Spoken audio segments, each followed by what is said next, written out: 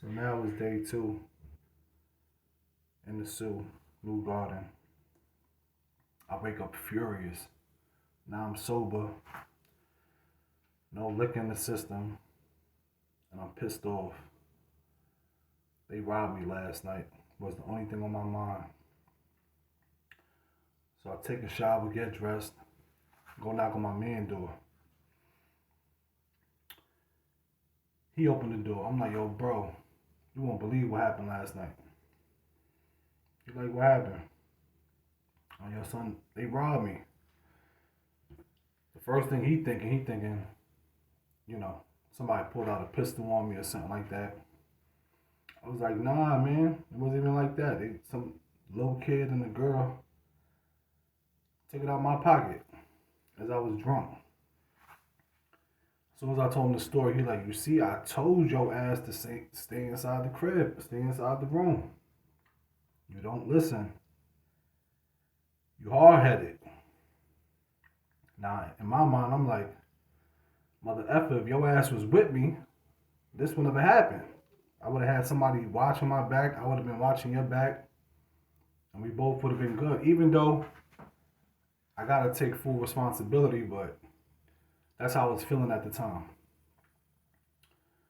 So he like, yo, give me a second. Let me get ready. Let me get dressed so we could go across the street and get our breakfast. This situation got me so hot. I asked my man for a cigarette. Mind you, I don't even smoke. I'm just pissed off. Mad at the world, really. Even though it was a small thing, it was just more so the principle of getting robbed in a foreign country. Like, a lot of us come here to spend money, pump money into the economy, spend money at the restaurants, the bars, the casino. So to get robbed is like a smack in the face. So I'm smoking a cigarette, waiting for my man. He finally come out. We go across the street. Mind you, we still had the issue with the room. So he go talk to the lady at the reception to try to figure out if they're gonna switch us over to the other side, to the main side. So he talking to the lady. She like, yeah, we guys gonna switch you over, but we got somebody in the room right now. They gave him some excuse why they had to switch him over to that side. It was a dude I ended up becoming friends with later on in the trip. Named well, I called him North Carolina. I don't really know his real name. He been going there for like 15 years. OG.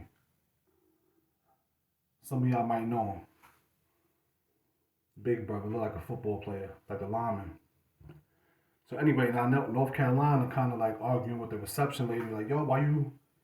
Mind you, he don't know that they taking the room from him to give it to us, or one of us, because there was another room that was clear for me, and the other room was supposed to be for me or my man, depending on whatever room we wanted.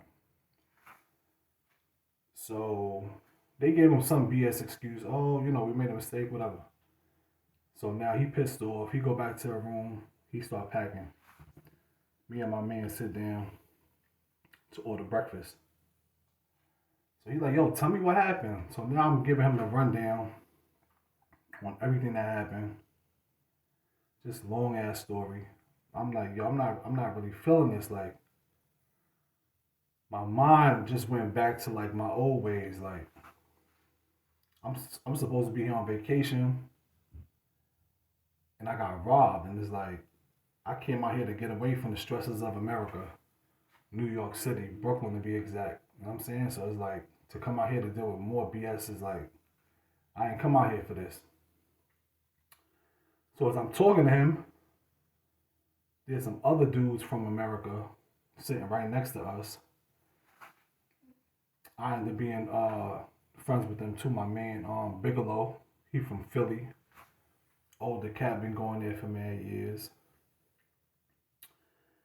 And some other dudes from New York.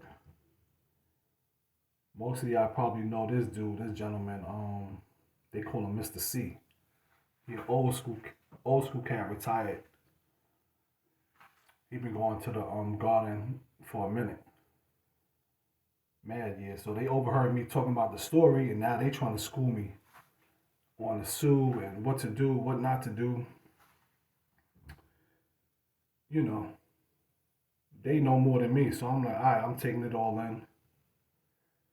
We we start chopping it up so much that we end up putting the tables together, and we just sat like as a little group. Cause like most of y'all know, when we out there, well, in the old Sue, in the new Sue is a little different now. Like everything's chill. But back then, like you gotta stick together. It's like them against us. And that's really how it was like on the strip. Like you gotta be on point at all times. Cause you never know when they trying to get at you. So everybody eating their breakfast, drinking their coffee. I'm telling my man like, yo, I'm not letting it slide. Like, trust me when I tell you, I'm not gonna let this slide. I don't know what I'm gonna do, but I ain't gonna let it slide.